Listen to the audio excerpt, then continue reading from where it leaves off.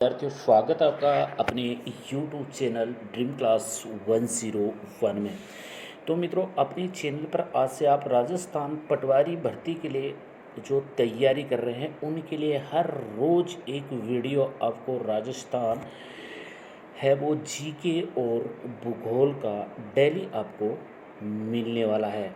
अभी तक अगर आप चैनल पर नए हो तो चैनल को फटाफट सब्सक्राइब कर लेना ताकि मेरे आने वाला वीडियो की नोटिफिकेशन सबसे पहले आप तक पहुंचे।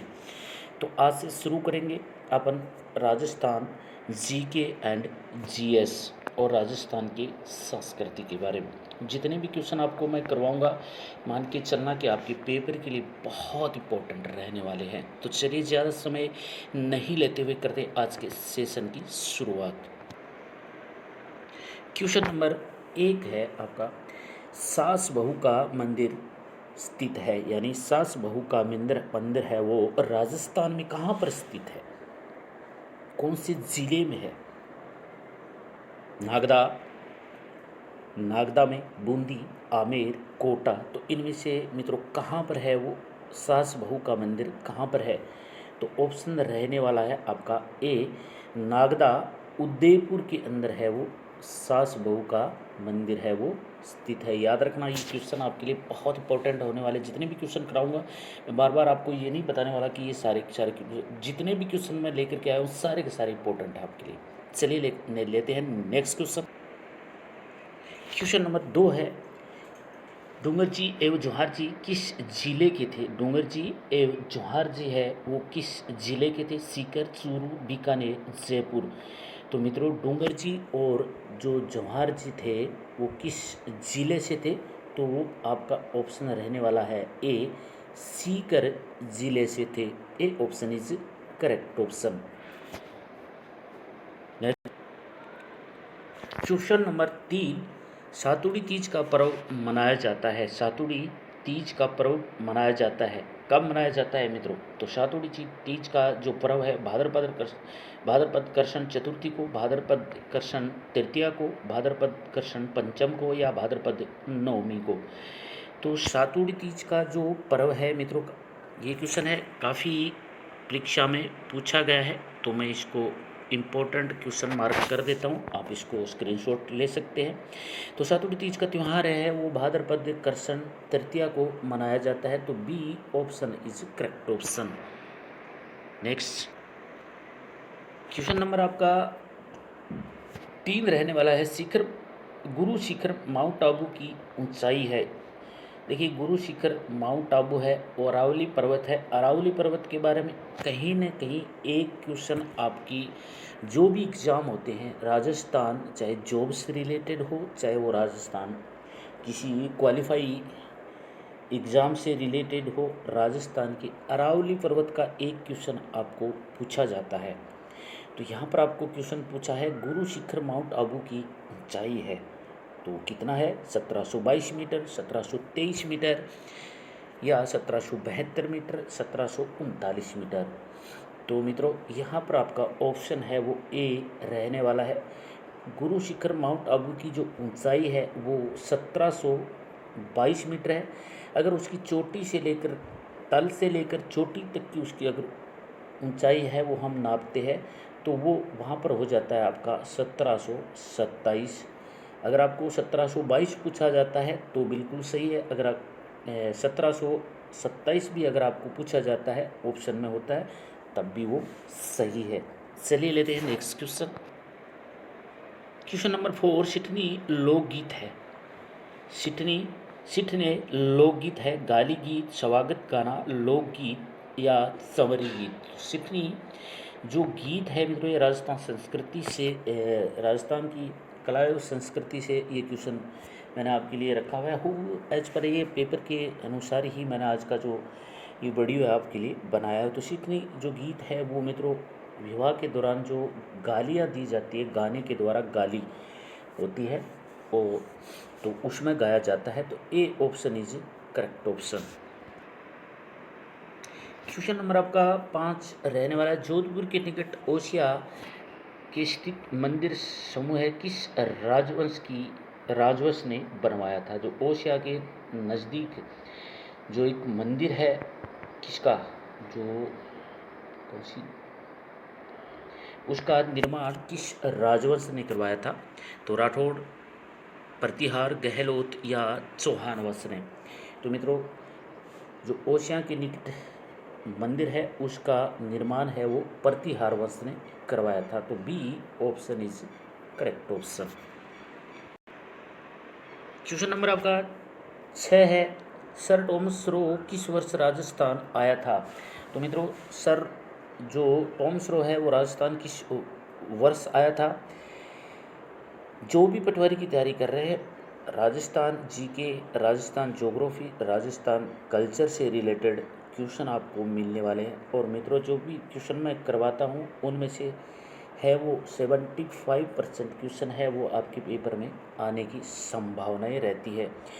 तो अभी तक अगर आपने चैनल को सब्सक्राइब नहीं किया है तो चैनल को सब्सक्राइब कर देना, वीडियो को लाइक एवं शेयर नहीं किया तो वीडियो को लाइक एवं शेयर ज़रूर कर देना। तो यहाँ पर पूछा है कि सर टॉमस रो है वो राजस्थान कब आया था? तो 1615 ईस्वी, 1616 ईस्वी, 1619 ईस्वी, 1617 ईस्वी। तो सर टॉमस रो है वो राजस्थान में आया था 1615 ईस्वी के अंदर।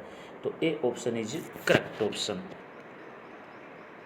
क्वेश्चन नंबर आपका 7 है। आज मैं आपको 45 क्वेश्चन है वो करवाने वाला हूँ और उन 45 क्वेश्चन को आप बार बार रिपीट ज़रूर कर लेना, क्योंकि इन्हीं क्वेश्चनों में से है वो सारे क्वेश्चन है वो लगभग आपके पेपर में आने की संभावना रहता है। ये प्रीवियस ईयर के क्वेश्चन है जो पिछले आए हुए कंपटीशन एग्जाम में से मैंने आपके लिए तैयार किए हैं। तो झालावाड़ की स्वतंत्र रियासत कब स्थापित किया था? यानी झालावाड़ की जो स्वतंत्र रियासत थी वो कब स्थापित की गई थी, कहाँ पर की, किसने की थी? तो झाला मदन सिंह 1835, झाला जालम सिंह 1838 और भीम सिंह 1832, झाला मदन सिंह 1825। तो झालावाड़ की स्वतंत्र रियासत किसने और एवं कब स्थापित की थी? तो यहाँ पर आपका ऑप्शन है वो ए है वो बिल्कुल करेक्ट रहने वाला है। झाला मदन सिंह ने 1838 ईस्वी के अंदर है वो की थी। तो ए option is correct option. Question number 8 है, राजस्थान में गिटोर की छतरियाँ किस राजवंश की है? तो राजस्थान में गिटोर की छतरियाँ है वो किस राजवंश की? हाड़ा, सिसोदिया, परमार या कछावा? तो राजस्थान में जो गिटोर की छतरियाँ है वो मित्रों कहाँ पर है? तो आपकी वो है जयपुर के अंदर। तो किस राजवंश की है? तो कछावा वंश की है। D option is correct option.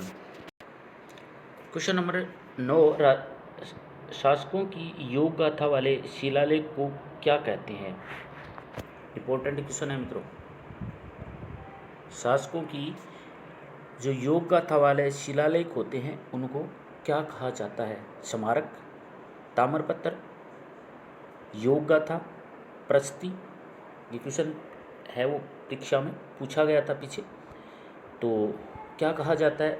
D option है वो आपका करेक्ट रहने वाला। प्रस्ती है वो शासकों की योग गाथा वाले शिलालेख को कहा जाता है। तो D is correct option. Question number 10, झाड़साई सिक्के किस राज्य से संबंधित थे? भाई, झाड़साई सिक्के चलते थे उस समय राज्य हुआ करते थे, तो वो कौन से राज्य से संबंधित थे? कोटा, मेवाड़, मारवाड़, जयपुर। तो झाड़साई सिक्के हैं मित्रों वो जयपुर राज्य से संबंधित थे। यहाँ पर आपका ऑप्शन है वो डी इज करेक्ट ऑप्शन। तो मित्रों, कोई भी एग्ज़ाम हो आपका, चाहे वो किसी भी लेवल का एग्ज़ाम हो, चाहे वो पटवारी से रिलेटेड हो, चाहे वो ग्राम सेवक का हो, चाहे किसी भी जॉब से रिलेटेड हो, आप अरावली पर्वत के बारे में ज़रूर एक बार पूरा पढ़ लेना, क्योंकि अरावली पर्वत से रिलेटेड आपकी परीक्षा में है एक न एक क्वेश्चन है वो ज़रूर पूछा जाता है। तो क्वेश्चन नंबर 11 है आपका, राजस्थान में अरावली पर्वत श्रृंखला के विस्तार की दिशा क्या है? दशा नहीं है यहाँ पर, ये दिस इज टाइपिंग मिस्टेक। तो दिशा है वो किधर से किधर है? दक्षिण पश्चिम से उत्तर पूर्व की ओर, दक्षिण पश्चिम से पूर्व की ओर, उत्तर पश्चिम से पश्चिम की ओर। तो राजस्थान में अरावली पर्वत की श्रृंखला की विस्तार की जो दिशा है वो आपकी है दक्षिण पश्चिम से उत्तर पूर्व की ओर। A option is correct option. तो मित्रों अभी तक हमने 11 क्वेश्चन पढ़े। 11 क्वेश्चन में से आपके कितने क्वेश्चन सही हुए मुझे कमेंट में ज़रूर बताएं। क्वेश्चन नंबर 12 है, हाड़ौती पठार में राजस्थान का कौन सा क्षेत्र सम्मिलित नहीं है? नहीं पूछा है, नहीं कि है। तो हाड़ौती पठार में राजस्थान का कौन सा क्षेत्र है वो सम्मिलित नहीं है? दक्षिण पूर्वी क्षेत्र, पश्चिमी क्षेत्र, उत्तरी पूर्वी क्षेत्र या पूर्वी पश्चिमी क्षेत्र। ऑप्शन आपका रहने वाला है ए, हाड़ौती पठार में राजस्थान का पूर्वी क्षेत्र है वो सम्मिलित नहीं है। तो ए ऑप्शन इज करेक्ट ऑप्शन। है और नहीं है, कब और कहाँ, कैसे और क्यों, अगर आपने इसका पहचान करना सीख लिया तो आपकी परीक्षा के अंदर 5 से 6 क्वेश्चन है आपके लिए बिल्कुल इजी हो जाएंगे। नेक्स्ट क्वेश्चन, क्वेश्चन नंबर आपका 13 है, भीलवाड़ा जिले के आगूचा गुलपुरा क्षेत्र से कौन सा खनिज प्राप्त होता है? मोस्ट इम्पोर्टेंट दोस्तों, मैंने जिस क्वेश्चन को अगर डाल दिया मोस्ट इम्पोर्टेंट 101% आपकी परीक्षा के लिए वो मोस्ट ही रहने वाला है। तो भीलवाड़ा जिले के आगूचा गुलपुरा क्षेत्र से कौन सा खनिज है वो प्राप्त होता है? जस्ता, सीसा व जस्ता, लोहा एवं जस्ता। तो बताइए गुलपुरा के अंदर कौन सा खनिज प्राप्त होता है? कमेंट करिए मुझे आप लोग। ऑप्शन है आपका ए, आगूचा गुलपुरा क्षेत्र से है वो जस्ता है प्राप्त किया जाता है। ए option is correct option. Question number आपका 14 है, ताल छापर कृष्ण मृग अभ्यारण्य किस जिले में स्थित है? ताल छापर कृष्ण मार्ग नहीं है, मर्ग यानी हिरन अभ्यारण्य किस जिले में स्थित है? तो सबसे पहले आपको ये पता होना चाहिए कि ताल छापर है वो किस जिले में पड़ता है। तो ताल छापर है वो मित्रों राजस्थान में किस जिले में पड़ता है? अगर आपको ये पता है तो आपके लिए ऑप्शन है वो बिल्कुल इजी हो जाता है। क्वेश्चन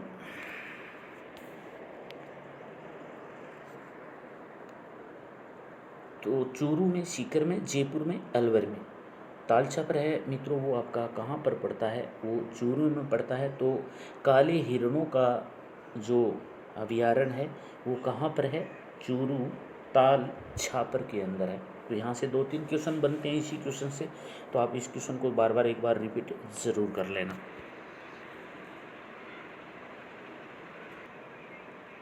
क्वेश्चन नंबर 15 है, राजस्थान में सोयाबीन के प्रमुख उत्पादक जिले हैं। तो राजस्थान में मित्रों सोयाबीन है वो कहाँ, किस किस जिले में है वो खेती की जाती है? कोटा, बारा, सीकर, चूरू, बूंदी, भीलवाड़ा, जयपुर, सीकर। तो राजस्थान में सोयाबीन की प्रमुख खेती है वो की जाती है कोटा और बारा के अंदर। तो ऑप्शन में याद रखना, राजस्थान में सोयाबीन की खेती है वो कोटा और बारा के अंदर की जाती है। तो ए ऑप्शन इज करेक्ट ऑप्शन। थोड़ा सा मित्रों मैं स्पीड बताता हूँ क्योंकि 45 क्वेश्चन है वो मुझे आप लोगों को कवर करवाने हैं। क्वेश्चन नंबर 16, सरसों उत्पादन में राजस्थान का भारत में कौन सा स्थान है? यानी सरसों उत्पादन में राजस्थान का भारत में कौन सा स्थान है? प्रथम, तीसरा, दूसरा या चौथा? तो सरसों उत्पादन के अंदर है मित्रों राजस्थान का जो प्रथम स्थान है। किसमें? सरसों उत्पादन में। और बाजरा उत्पादन, ये चीज़ें जो खेती से रिलेटेड है, जो कृषि से रिलेटेड है, उनको भी एक बार आप जरूर देख लेना। तो यहाँ पर आपका ऑप्शन है वो बिल्कुल ए है वो करेक्ट ऑप्शन है। अगर सरसों के अनुसंधान केंद्र की बात करें तो वो आपका भरतपुर के अंदर है। सरसों का जो अनुसंधान केंद्र है वो आपका कहाँ पर है? भरतपुर के अंदर है, याद रखना इसको।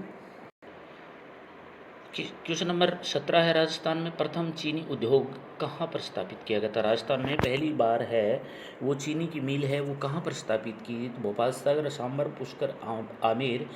तो मित्रों राजस्थान में सबसे पहले है वो जो शुगर मिल है वो कहाँ पर स्थापित की गई थी? तो आपका भोपाल सागर के अंदर है वो स्थापित की गई थी। ए ऑप्शन इज करेक्ट ऑप्शन।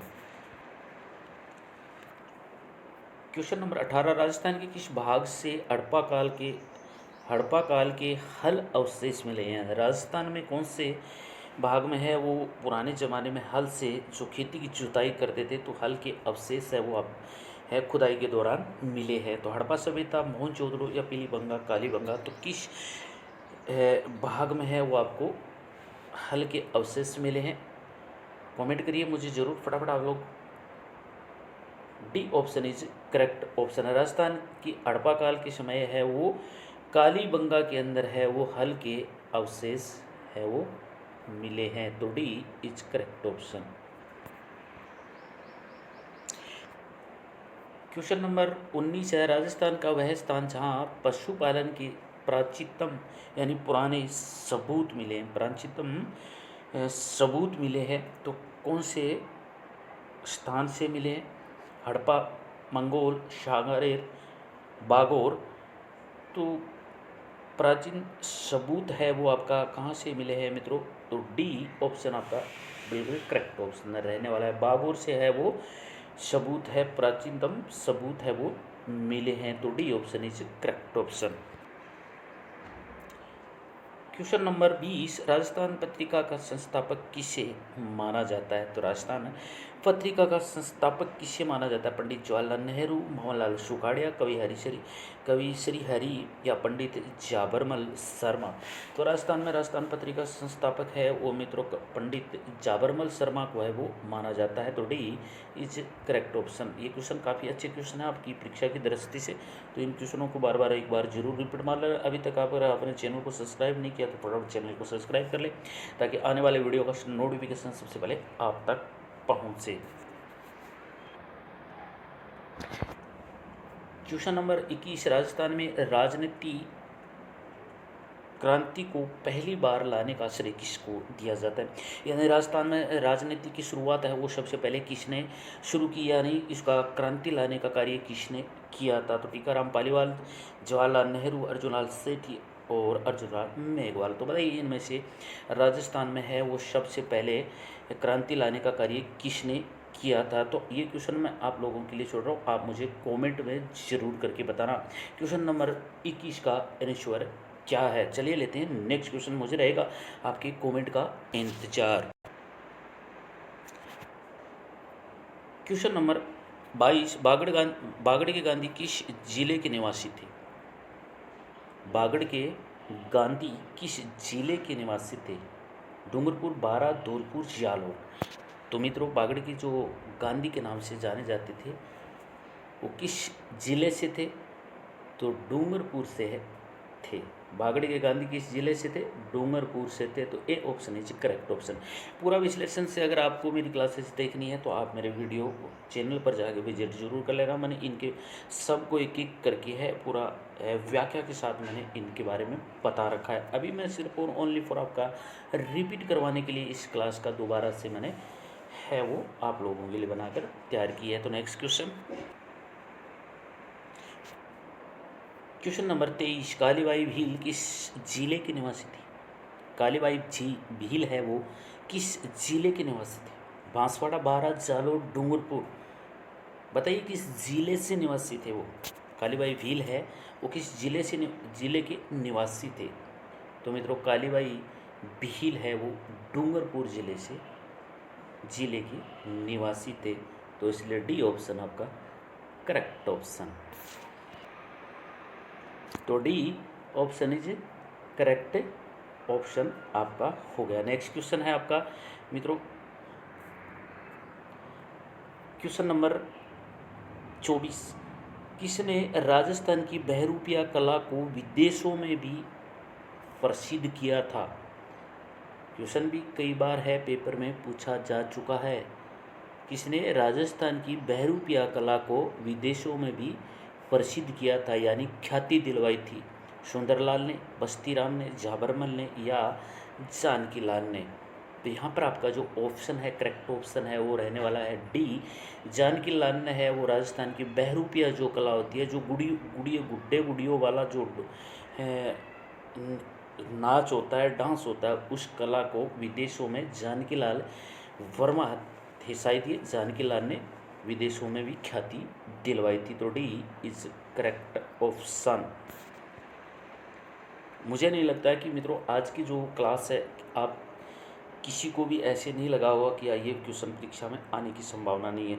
प्रत्येक क्वेश्चन आपको ऐसे मिल रहे हैं कि आपको लग रहा होगा कि ये भी आ सकता है, ये भी आ सकता है। तो मित्रों मेरा जो वीडियो होता है उसके अंदर आपको एक से एक बढ़ के क्वेश्चन आपको मिलते रहते हैं। तो क्वेश्चन नंबर 25 आपका, कीका के नाम से कौन लोकप्रिय था? तो कीका के नाम से कौन लोकप्रिय था? महाराणा प्रताप, राजा मान सिंह, पृथ्वीराज चौहान, राजा मीर भोज। तो मित्रों कीका के नाम से है वो ऑप्शन आपका रहने वाला। महाराणा प्रताप है वो कीका के नाम से प्रसिद्ध थे। तो ए ऑप्शन इज करेक्ट ऑप्शन। मैं थोड़ा सा भी आप लोगों को स्पीड से बढ़ा रहा हूँ, बस आप अपना ऑप्शन और क्वेश्चन ज़रूर देखते रहना। चाहें अगर आपको जल्दी लगता है तो आप क्वेश्चन का स्क्रीनशॉट ले सकते हैं, अन्यथा मैं वीडियो है वो मेरा आपको दोबारा देखने को मेरे यूट्यूब चैनल ड्रीम क्लास 101 पर आपको फिर से मिल जाएगा। आप अपनी दोबारा से भी रिपीट कर सकते हैं। क्वेश्चन नंबर 26, कौन सा भूभाग राजस्व व्यवस्था राजा टोडरमल से संबंधित है? कौन सा भू राजस्व व्यवस्था राजा टोडरमल से संबंधित है? बताइए। बटाई, जजिया, बढ़ई, कढ़ाई, ये सारी की सारी जो व्यवस्था है पुराने ज़माने में जो ये चीज़ें चलती थी, तो राजा टोडरमल था उससे संबंधित है बटई। क्या है? जो खेतों के अंदर अनाज होता था उसके अंदर राजा टोडरमल ने है वो सब कुछ है बंद करवा दी गई थी। तो ए ऑप्शन है आपका बिल्कुल करेक्ट ऑप्शन रहने वाला है। अभी तक 26 क्वेश्चन में से आपके कितने क्वेश्चन सही होते हैं मुझे कमेंट में ज़रूर करके बताना। क्वेश्चन नंबर 27, किसने माउंट आबू को राजस्थान में विलय करने में महत्वपूर्ण भूमिका निभाई थी? किसने माउंट आबू को राजस्थान में विलय करने में महत्वपूर्ण भूमिका निभाई थी? बताइए। गोकुल भाई भट्ट, सरदार पटेल, महात्मा गांधी, अर्जुन राज चटर्जी। तो मित्रों माउंट आबू को राजस्थान में विलय करने यानी राजस्थान में मिलाने का कार्य है वो ए ऑप्शन आपका बिल्कुल करेक्ट रहने वाला है। गोकुल भाई भट्ट ने है वो माउंट आबू को राजस्थान में विलय करने की भूमिका निभाई थी। तो ए option is correct option. Question number 28, किस स्थान को बागड़ का जलियांवाला बाग कहा जाता है? किस स्थान को बागड़ का जलियांवाला बाग कहा जाता है मित्रों? बताइए प्यारे विद्यार्थियों, किस स्थान को बागड़ का जलियांवाला बाग कहा जाता है? मानगढ़, टोयगढ़, भादरगढ़, कुंभलगढ़। तो मित्रों राजस्थान का जलियांवाला बाग है वो मानगढ़ को कहा जाता है। बताते हैं कि खून का नरसंहार हो गया था, जैसे अमृतसर के अंदर जलियांवाला हत्याकांड हुआ था जनरल डायर के द्वारा, तो वैसे ही राजस्थान के अंदर भी ऐसे ही खून की गोलियां बहा दी गई थी। तो किस जगह को कहा जाता है? तो वो जगह का नाम है मानगढ़। तो ए option is correct option. Question number आपका 29, चौसा का युद्ध किसके बीच लड़ा गया था? यानी चौसा का युद्ध है किसके बीच लड़ा गया था? शेरशाह सूरी और हुमायूं, अकबर और हुमायूं, बाबर और सूरी और अकबर। तो चौसा का युद्ध है मित्रों वो किस किस के मध्य लड़ा गया था? ए ऑप्शन इज करेक्ट ऑप्शन है। शेरशाह सूरी और हुमायूं के मध्य है वो चौसा का युद्ध लड़ा गया था। आपके दिमाग में बिल्कुल फीड हो जाना चाहिए कि चौसा का युद्ध है वो किस किस के बीच लड़ा गया था। तो चौसा का युद्ध है वो शेरशाह सूरी और हुमायूं के बीच लड़ा गया था। तो ए option is correct option. Question number 30, निम्नलिखित में से राजस्थान में मिलने वाले प्राक हड़प्पा स्थल कौन से थे? यानी राजस्थान के अंदर जो मिलने वाले प्राक हड़प्पा स्थल हैं वो कौन कौन से थे? सोदी, कालीबंगा, ए और बी आहड़। तो मित्रा पाक नहीं, ये प्राक नहीं है, पाक हड़प्पाई यानी पाकिस्तान के आसपास जो इलाका है राजस्थान का, वहाँ से जो पाक हड़प्पाई स्थल है वो मिलने वाले कौन कौन से थे? तो आपका ऑप्शन रहने वाला है सोती और कालीबंगा, यानी ए और बी दोनों ऑप्शन आपके हैं वो सही है। तो C option is correct option.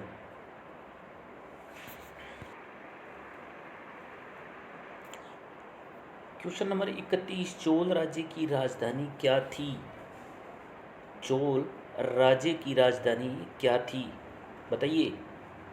ये थोड़ा सा हाई लेवल का क्वेश्चन है, इंडिया लेवल जीके का क्वेश्चन है। चोल राज्य की राजधानी क्या थी? तंजौर, कांची, मथुर, मधुर, वातापी। बताइए, चोल जो राज्य है उसकी, सॉरी, राज्य की राजधानी क्या थी? तो मित्रों, चोल राज्य की जो राजधानी है वो ऑप्शन आपका रहने वाला है ए, तंजौर है वो चोल राज्य की राजधानी थी। तो ए option is correct option. Question number 32, Chola वंश की स्थापना किसने की थी? पहले पूछा था आपको चोल वंश राज्य की राजधानी, और यहाँ पर आपको पूछा गया है कि चोल वंश की स्थापना है वो किसने की थी? तो राजेंद्र अधि, राजेंद्र विजयपाल या कुलोतुंग ने।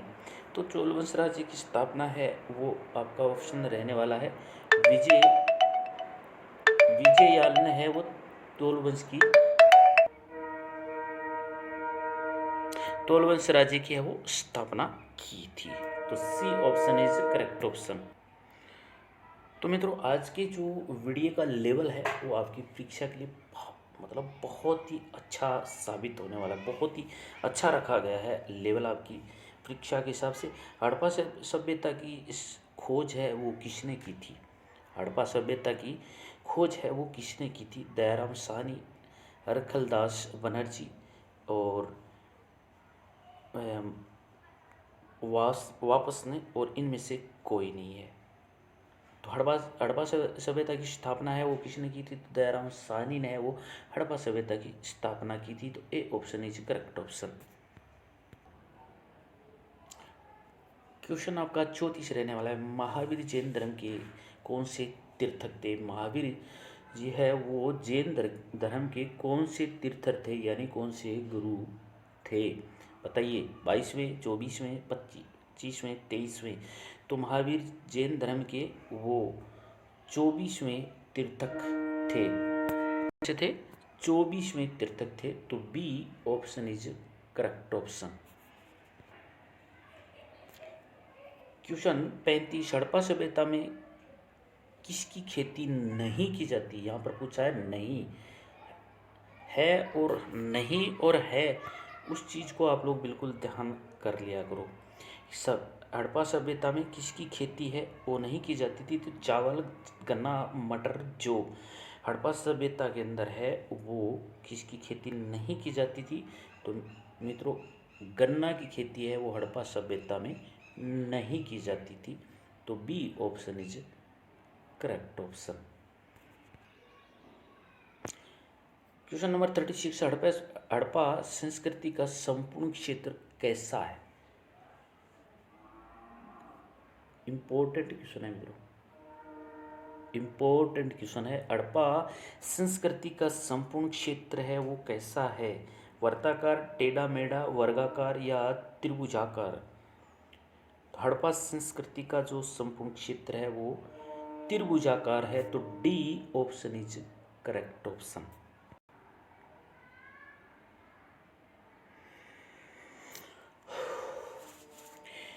तो क्वेश्चन नंबर 37, जहाज की खोज कहाँ से प्राप्त हुई है?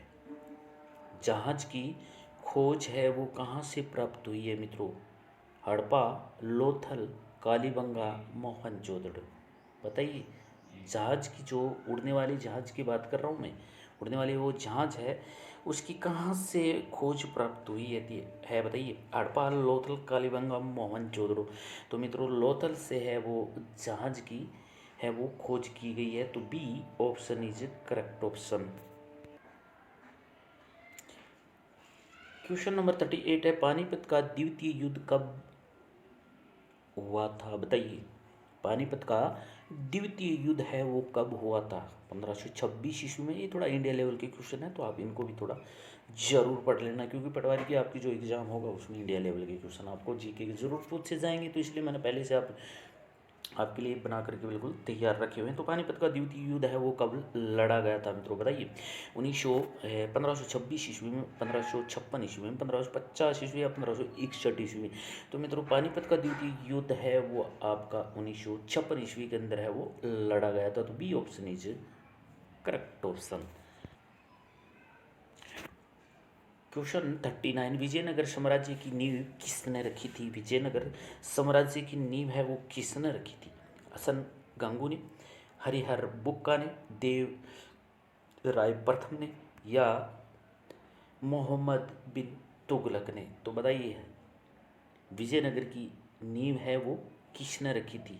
तो मित्रों ऑप्शन आपका रहने वाला है बी, हरिहर बुक्का ने है वो विजयनगर की नींव रखी थी। तो B option is correct option.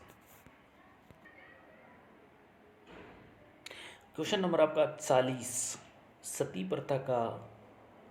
प्रथा को कब अवैध घोषित किया गया था।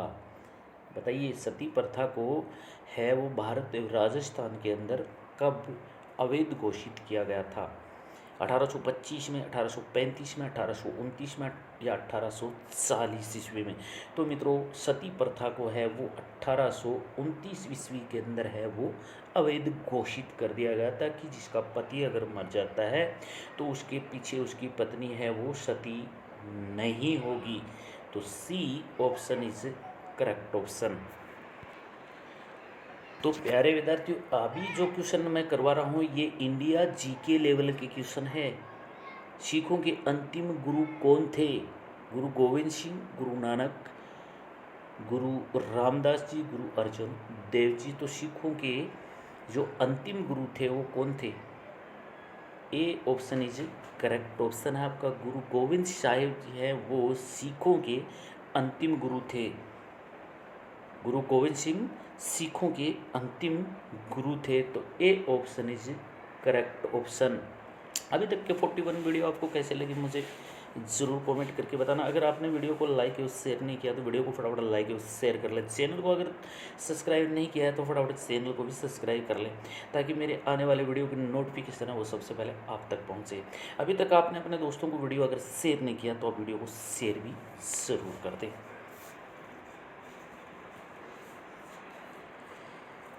Next question, question number 42, Panipat का तृतीय युद्ध किन किन के मध्य लड़ा गया था। पानीपत का तृतीय युद्ध है वो किस किस के मध्य लड़ा गया था।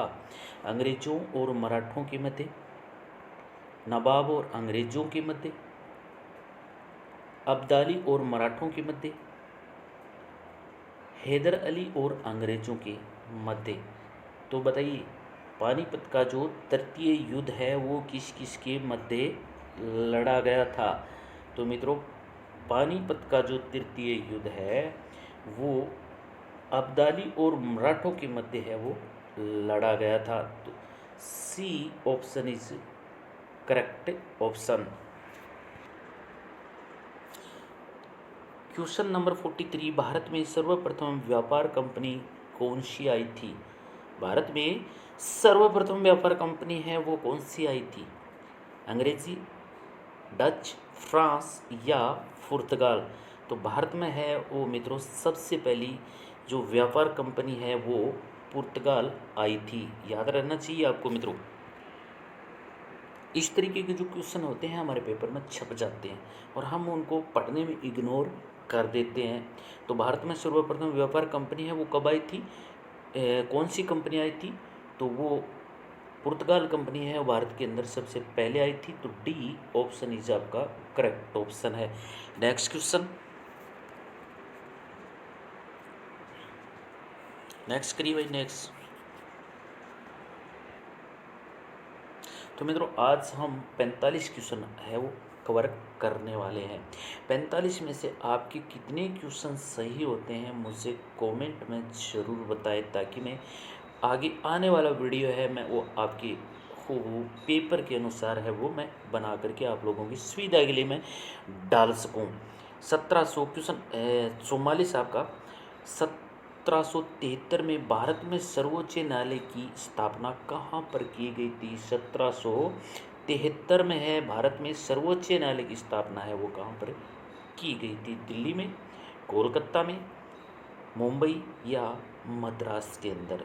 तो मित्रों 1773 के अंदर है वो भारत में सर्वोच्च न्यायालय की जो स्थापना है वो आपका कोलकाता के अंदर की गई थी। तो B option is correct option, B option is correct option है। नेक्स्ट क्वेश्चन, क्वेश्चन नंबर 45 और आज का लास्ट क्वेश्चन है मित्रों। अभी तक के 44 क्वेश्चन बहुत ही अच्छे क्वेश्चन आपके लिए तैयार किए गए हैं। क्वेश्चन नंबर 45 आपका बादरा नामक के जो पानी का बर्तन है कहाँ का प्रसिद्ध है? ये क्वेश्चन है पेपर के अंदर बहुत बार है वो पूछा जा चुका है और मोस्ट इम्पोर्टेंट क्वेश्चन है आपकी परीक्षा के लिए। ये क्वेश्चन प्रत्येक परीक्षा में है वो पूछा जाता है। तो बादरा नामक पानी का बर्तन कहाँ का प्रसिद्ध है मित्रों?